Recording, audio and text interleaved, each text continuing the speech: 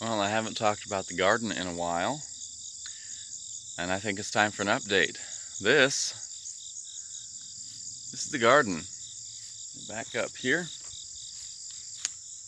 There you go. So those are the 20 10-foot beds, and those are the 20 40-foot beds. I love it. So, I want to show you what we've changed. First, you can't really see it, but this bird netting, we have it up to between 6 and 8 feet. In some places we have some extensions that go 8 feet.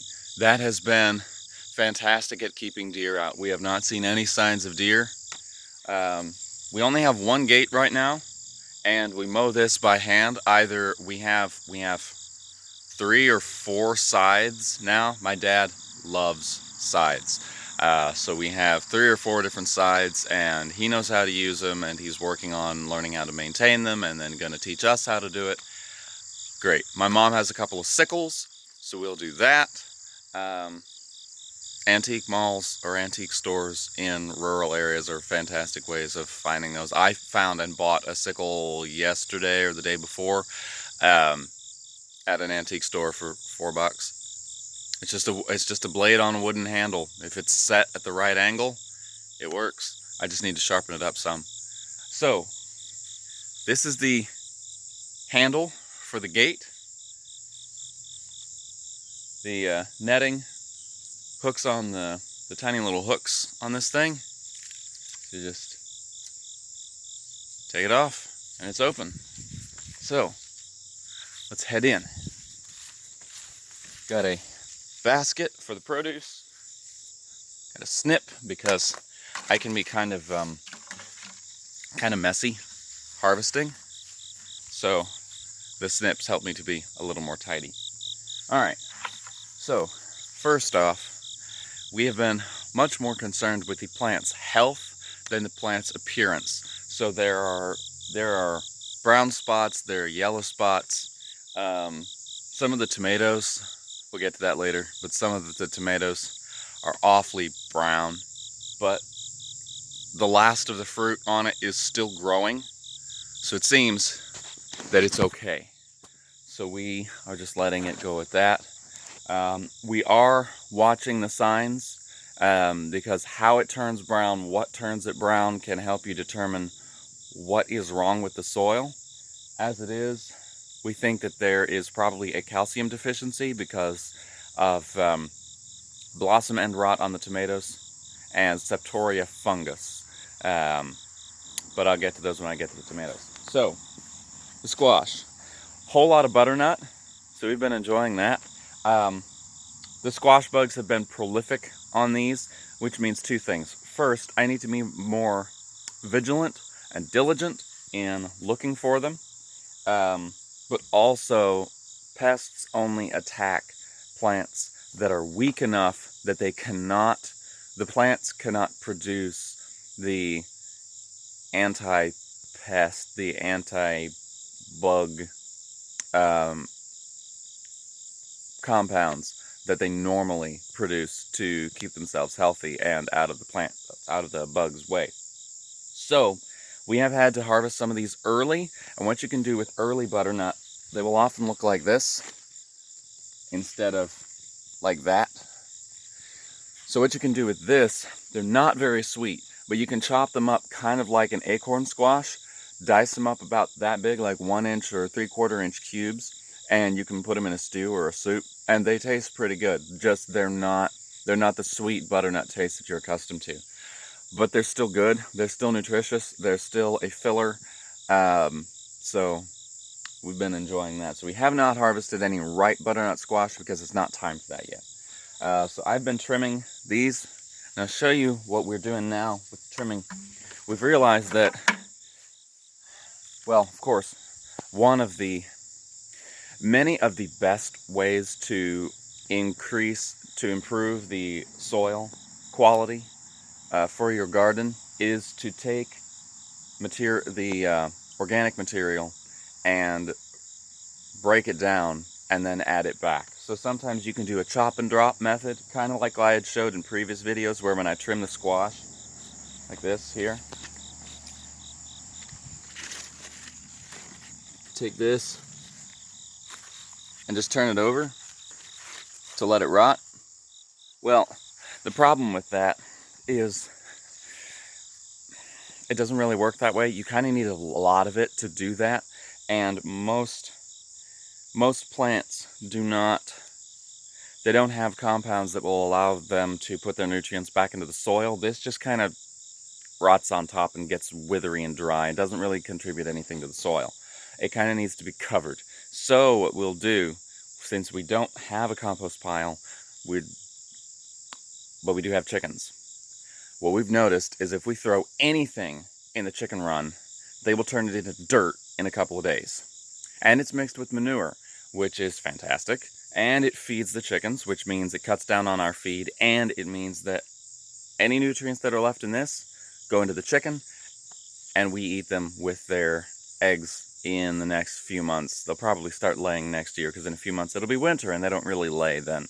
So we give this to the chickens to eventually feed ourselves, and anything that is left over is going to go into the ground, and that is what we are going to use to fertilize, or to add nutrients to the soil here. So these now go in a bucket, and I keep trimming until that is full, and then I give it to the chickens. So moving on. So we've got plenty of butternut. There's an example of one of these raggedy tomatoes. It's still producing. It's got some septoria fungus. Now, official and avid gardeners will not be happy with the way we do this. That's okay. I am not saying that this is the best way to do gardening. I'm saying that this can work. You are not failing at growing your food if your tomato has septoria fungus on it. If your tomato is growing a tomato, then you are growing food. You are winning, as David the Good says. I quote him a lot. I don't rep his stuff. I'm not getting commission. We just have learned a lot from his YouTube channel. And plenty of the people that we like to watch and pay attention to will do that. They will give credit to where it came from. Knowledge does not exist in a vacuum. We get it from somebody, and we give it to somebody else, and they give it to somebody else, and everything that anybody knows has come from a different source other than themselves. So nobody can really take credit for anything, in my opinion. So I'm fine with quoting somebody else. So these, more squash. That tomato's completely dead. Marigolds. This one's looking kind of droopy. My sister planted marigolds. I think there's 3 or 4 of them.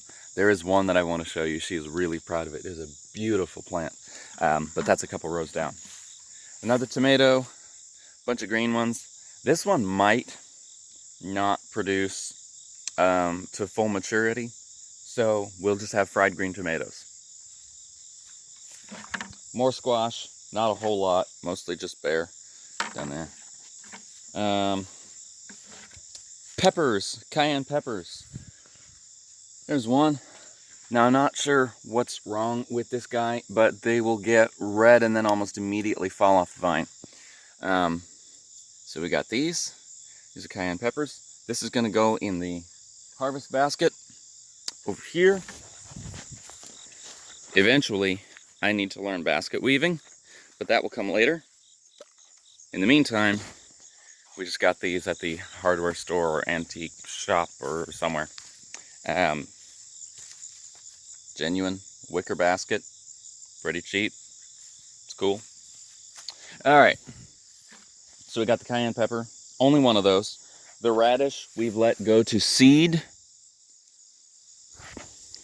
because we don't want to buy seeds next year. We'll just plant our own. One advantage of saving seed from your own plants is that the ones that survive are going to be the ones that are better suited, their genetics are better suited to your area, rather than like being grown out in Oklahoma. Or even if you buy them local, different places in Indiana are going to have different different environments.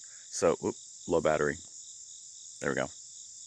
Gonna have different environments. So it's not necessarily going to be, if it's better suited to Fort Wayne, but you live in Vincennes, maybe you should just grow your own and plant your own Vincennes variety. And that would apply to anywhere in your state, whatever state you're in. So, there's another tomato. There's a bell pepper. He's not ready yet. He's promising. I haven't seen any bugs on him. Bugs or wilt or mold or anything. And he has several fruit on him. Cute little guy. This is one of our big varieties of tomatoes. It only has 2 tomatoes left on it, but they may get mature. We just leave a lot of the weeds in our garden for now because we planted our stuff so far apart.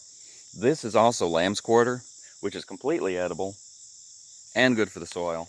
So we do not consider this to be a weed. This is a volunteer. Put that in my pocket. Eat that later. They make a good, when they're young, they make a good salad green. When they're older, they make a good steamed green. Now this tomato, he's covered in Septoria fungus, but he took longer to get covered in Septoria fungus than any of the others, so we've marked him for seed saving. And we will probably be harvesting these. In fact, this one is ready to pick. In general, tomatoes, you can pick them. Well, you can pick tomatoes whenever, because if they're underripe, and hard enough so that you don't... Somebody fell off. There you go. Just to prove my point. There we go. This just fell off, but it's not ripe, so we will fry this. Take that. There we go. Ready to go. Put them in the harvest basket. I keep leaving that back here. Okay, let's go back. In the basket. And we actually have 3 baskets, but I can't carry 3 baskets and a tub or a bucket at the same time. So I'm just doing this one. And there's a whole lot more to be harvested, but that's okay. This is just for the video. So here's the other one. Let's see. Oh, here we go. Cut a couple of these leaves. Can you see that? Yeah. Cut that leaf. Cut that leaf. And they go in the chicken bucket. Let's see if I can find a different plant. Squash, tomato, squash, squash over there, tomato, squash and tomato, squash and tomato and tomato. Let's see, and we will be more thorough in harvesting these. So if you see something like, that tomato's ready, why did you miss it? Because I'm doing this for the video, we'll go out and be more thorough harvesting later.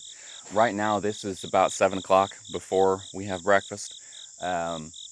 We found that generally we have to harvest right after breakfast so that we can get stuff cleaned up and prepped so that then we can have lunch. I don't know what plant that is, but my mom has identified it as a plant that we want to keep. Plus it has nice pretty flowers and is not competing with any of the other plants. There is my sister's favorite marigold. Now it looked a little better a few days ago when it didn't have the dead blossoms. But aren't those beautiful? Let me get that piece of metal out of the way. She's very happy with this plant, and I'm very happy for her. And it looks fantastic. So, tomatoes and squash. Let's move to the beans. Now these are the oldest ones. They're the ones that look the most dead, but they still have some beans on them.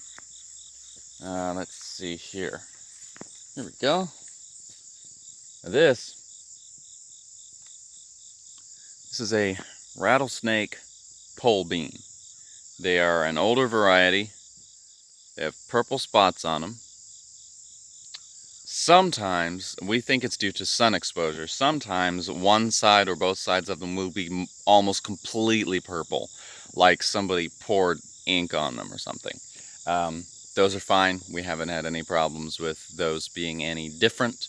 When they're small like this, you can just eat them. When they get wide enough that they're no longer firm, then you want to leave them until they become a shell bean, where the outside will get hard and the inside beans become something you can actually dry and then boil like pinto beans or something. So we've got one row here, and then 1, 2, 3, 4, 5 rows back. Oh, 6. So we've got 6 rows of this. So we're now eating a lot of beans.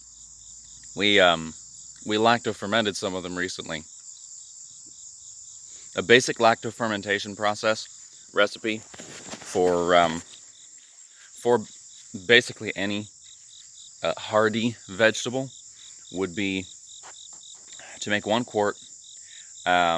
You basically wash and clean and trim up whatever the vegetable is. Like in this case, we took the beans and we took them whole and we packed them into a quart jar, and then you whip up a mixture of, what was it? Yeah, it was a 1/4 cup of whey, or you can use apple cider vinegar or lemon juice, but we make our own kefir and then strain whey from it. So 1/4 cup of whey and a tablespoon of salt. Mix that up, pour it in there, and then pour it in the quart jar, and then fill up to about 1 inch below, like normal canning level, about 1 inch below. No, actually not normal canning level. It's not like canning at all. But yeah, basically about 1 inch below the top of the lid with water. And then you screw the top on and leave it for about 3 days. When we did that with the beans, they got a nice tanginess to it, but because we used whey, it didn't have the vinegary acid taste. It was just kind of pleasantly tangy, and the beans were nice and crisp. We also sliced up a couple radishes and put them in there. We did experiment with a cayenne pepper in it, and that's nice and hot, so that's fun. So we've been putting up the beans. Greens. We've got several. We got kale. This is red Russian kale, I think. So when you're harvesting, oh, look at this.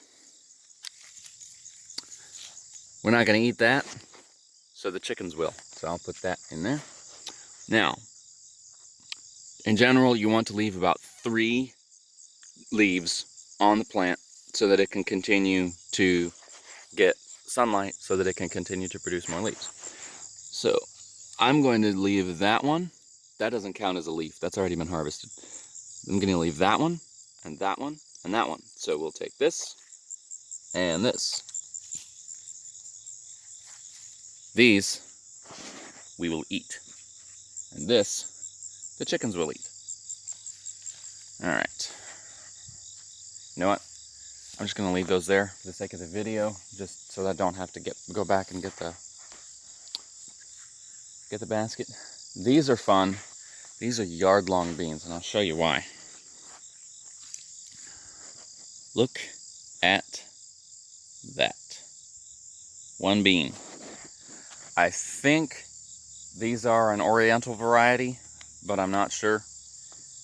Anyway, in English, they are often referred to as yard-long beans.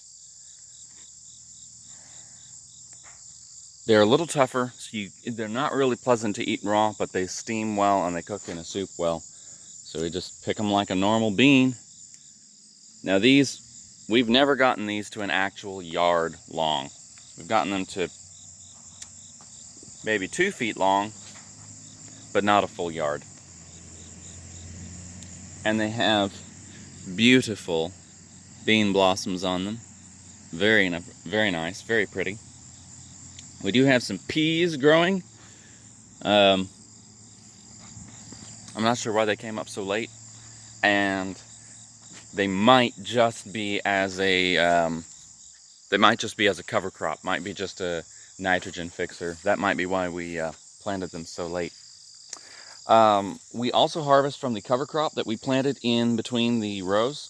Now, a lot of the cover crop didn't come up and has been replaced by crabgrass, but that is okay because the whole point is to put something in here that will grow, that will stabilize the soil and will feed the soil. And anything that grows there is going to do that because we're just walking on this. But some of them did come up, like this daikon radish, and you can absolutely eat daikon radish greens, kind of like you would kale, so don't really eat it raw, and I don't know if you can juice it like kale. We don't juice, we don't have a juicer, but that's okay. So you can just harvest the greens. You can also harvest the radish, but it can get to like 2 feet long, so we're not going to harvest that yet. We have accidentally harvested some, but that's okay. We just used it to make kimchi or ferment it on its own. Our potatoes were rather a disappointment. So you wait until the greens on top of the potato go completely dead. Not quite here. And that will be when you harvest the potatoes. Normally, potatoes that are doing really well will also have a whole bunch of new potatoes, where basically they put off a whole bunch of little potatoes, tiny little things, like no bigger than a quarter, but they'll put off a bunch of them as separate storage, and then they start growing several big ones. But we didn't find hardly any new potatoes, so we don't know. But these were basically just potatoes we bought from the store and then cut up and let the eyes grow out and then plant them in there, so they're not seed potatoes, so that may be why. We might also just have the wrong soil for potatoes. I don't know that this area has, this area does not seem to have a whole lot of nutrients, at least this particular spot, so we have some work to do. But that's kind of what we were prepared for, and it's better than it was up in the city anyway, so we're good. More kale, some beets, but the beet greens aren't really big. Here, I'll show you here. There you go. We'll wait for them. Let them feed the beet. More, oh, here we go. More potatoes. We also have some collards. Look at that. Collard greens. Do not let the association with collard greens and, okay, societal thing here. Somehow I have met people who somehow will not eat collard greens or look down on collard greens because they're a southern thing, and I think food is food. If you don't eat food, you don't live. And frankly, I think it is bad stewardship to say, oh, well, there's this thing that I can eat that is good for the body Yahweh has given me. I refuse to eat it because it's food. Eat your stinking greens. Anyway, sorry, that's about as snarky as I'll get on this channel. So, collard greens, good to eat. Not raw. They're not, it's kind of like kale. They're just kind of tough when they're raw, but they are really good steamed. As long as you do, like any greens, if you don't turn them to mush, they're good. This is another fun one. Climbing Malabar spinach. Now, it is not a spinach, technically, but that is a common name, is Malabar spinach. And these greens are really good. And because they're not, well, I won't say because I don't know. But these you can just eat raw. They rarely have any dirt on them, and we have never found any bugs, maybe a couple of tiny spots. But they're almost succulent, kind of like, well, there's a particular weed that I don't see here, but when we had it up in the city, we had it all the time. It's called purslane. It's got almost a wet, gooey feel to it, almost like a cactus leaf, but really, really, really, really thin. So that's what these have. They cook well. They go in a fresh salad well. Very versatile. And it looks like they are getting these pretty little blossoms. Oh, I don't know if you can, there you go. Pretty little blossoms. They don't get very tall though, not nearly as tall as the beans. Let's see. Oh yes, I'm gonna need my shears for this one. Oh, they're in my pocket. Okra! A lot of people hate okra. They're lost. Let's see here. Now, if I come out about an hour later, an hour or two, basically when the sun starts coming out, these blossoms will open up and they're absolutely beautiful. Butter yellow and like cherry red center with pink lining the outside in this big old like buttercup shape. Oh, the blossoms are beautiful. So okra is one of those things that, again, a lot of people don't like. Probably because it is very easy to do wrong. They are spiny, and when you slice them, they are slimy. But they make a good gumbo. I've never had gumbo, but it's a traditional part of it. They make a nice thickener for soup, even if you're not doing a gumbo. But let me see if I can find one here. Probably the okra that most people are accustomed to is when you boil the snot out of it in a soup, and no soup tastes good when you boil stuff to mush. So that's just bad cooking, or they don't like it because they had it fried, and it is, of course, easy to fry a vegetable wrong. Or maybe just because it's not a plant that people are accustomed to. There's a lot of that. And just, it's a food. Yahweh made it. It tastes the way it's supposed to taste. Here you go. Snip that. Boink. There we go. The stems are really tough, so it's better to cut them. You want them to be about as long as your thumb. Actually, this is longer than my thumb, I think. Yeah, definitely.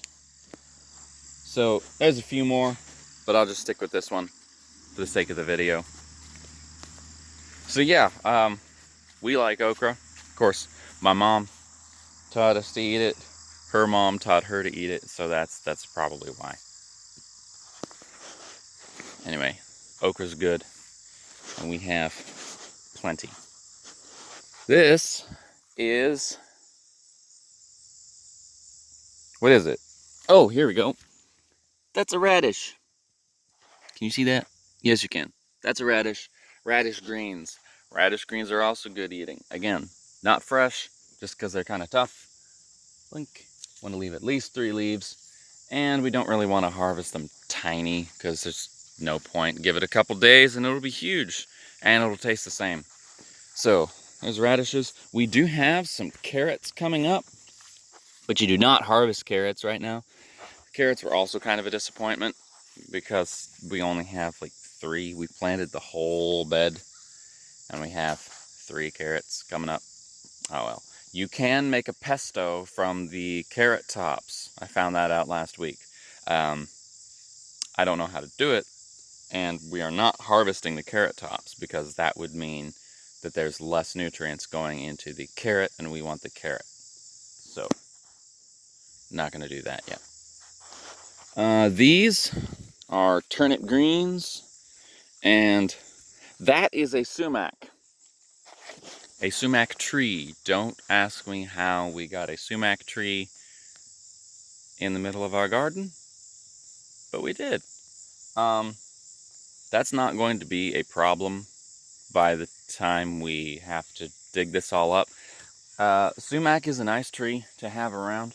Parts of it are edible, parts of it are medicinal. Whoops, sorry, about to drop the phone there.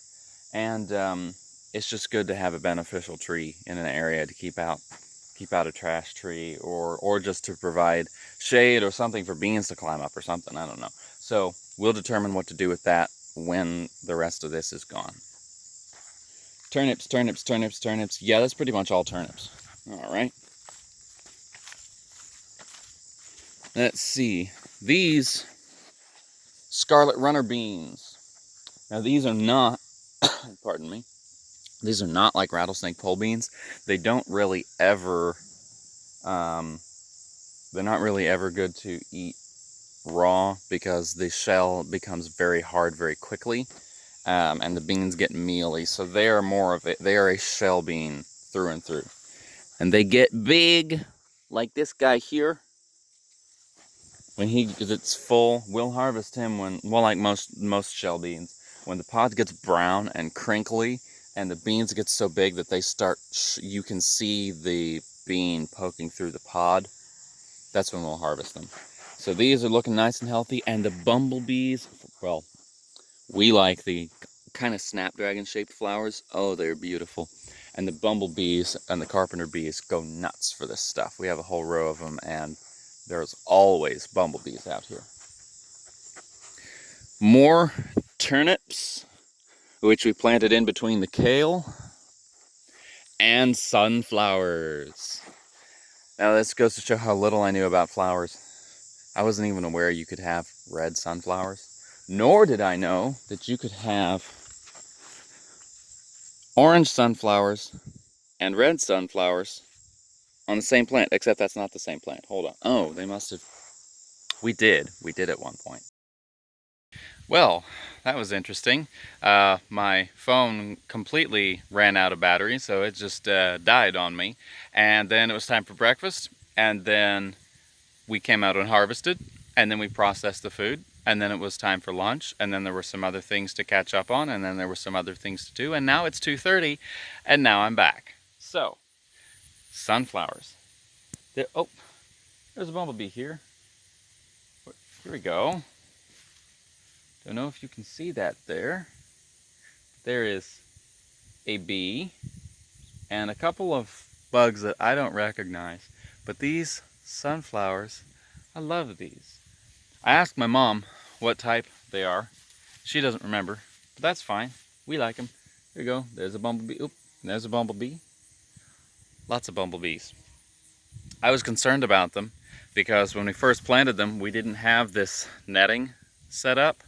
And a rabbit came in and bit off all the tops of them when they were about this tall. But as you can see, they're just fine.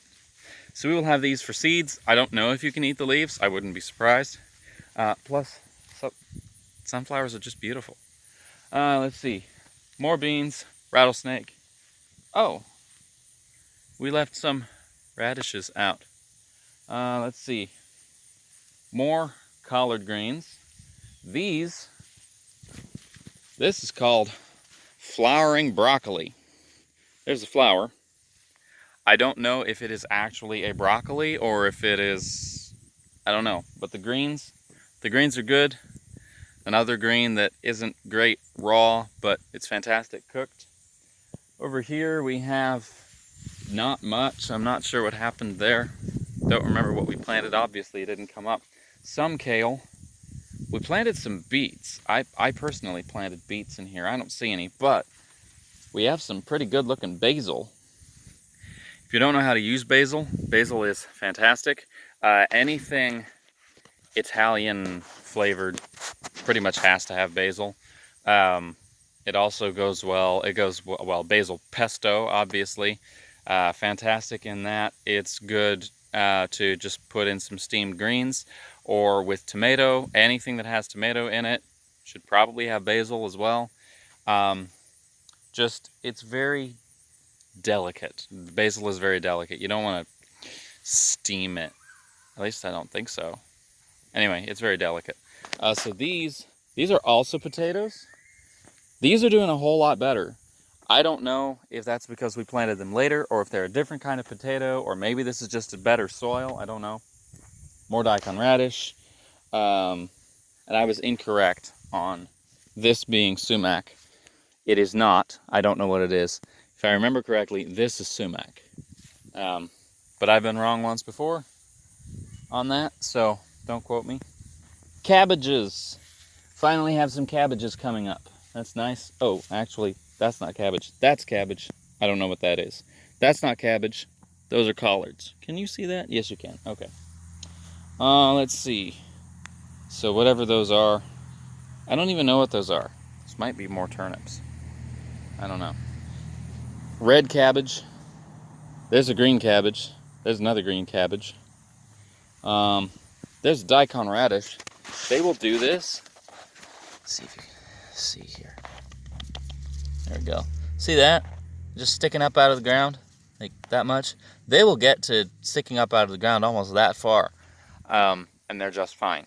They make a fantastic kimchi. You can't really make kimchi without daikon radish. There's a certain flavor that it adds that you just kind of have to have in order to have the right kimchi taste. More rattlesnake pole beans, more pole beans, more pole beans. This is some more Malabar spinach, the climbing spinach. Let's see here. And then another patch of those flowers that I don't know what they are, but they're pretty. Pole beans, beets. Got some beets here. Not too much coming up. This soil is better than we had in the city, but not the best. Like in this bed, the only thing that's growing is spurge, which is a weed, but it's a good ground cover, so we'll leave it. We do have a pumpkin, little pie pumpkin. I like pumpkins. I think they're cute. Plus this one is just about the only pumpkin we've got. I don't know that we've successfully grown a pumpkin before. If you're going to grow a pumpkin, I would recommend doing a pie pumpkin. They're only about this big. They have a greater, basically return on investment, as it were. They will give more flesh than some of those bigger pumpkins, you know, like a Halloween pumpkin. Will have a lot of seeds in it and a big hollow cavity, but the shell, the flesh, is about the same thickness as it is on a pie pumpkin. So if you're growing it to eat, if you're growing it for food, grow a pie pumpkin. So we have one there. Got another tomato. He's doing okay, actually. He came up a little later. More tomatoes, more tomatoes. This is an acorn squash. I don't know. He might just be done. He had a squash. Ooh, look at those. Squash bugs. That'll be plenty of food. Oh, great, just knocked off most of them. Plenty of protein for the chickens. Well, that's about it. We've got tomatoes, greens. That's how we're doing. One of those blue things back there, well, two of those are rain barrels. One of them is recreating Dave's fetid swamp water, which is another invention, but, well, not invention. One of the things that we learned about from David the Good. Basically, you take a bunch of garden produce and leftover compost stuff and you throw it in a barrel with water and you keep it closed so the bugs don't get in and so the smell kind of stays in there, and you let it rot. And basically anything that was in whatever you put in it gets broken down, and then you can spread it over a larger area. So basically it's almost like liquid compost. He found that Korean farmers have been doing that for a long time. If they live near a swamp, they will actually take some of the swamp water and dilute it and then put it on their garden. Obviously not on your salad greens. He has a funny video on that. That's quite entertaining. But yeah, I might do a video on this later if it turns out well. So yeah, that's this. We will be growing a cover crop, planting that in a couple of weeks around the equinox, the autumnal equinox. That's about a good time to plant oats and daikon radish and winter peas. So anything that is dead and done, we will cut it down, lay it down, and then grow oats and daikon and winter peas as a cover crop. That cover crops help to, let me seal up the garden here since I'm done for now. Cover crops help to keep the soil healthy. They help keep out weeds rather than just cutting down the stuff and just leaving bare dirt to allow weeds to get in. Growing something that will be beneficial. Let me go around this way. So yeah, we'll be doing that. I might have a video on that, I might not. But yeah, that's our garden.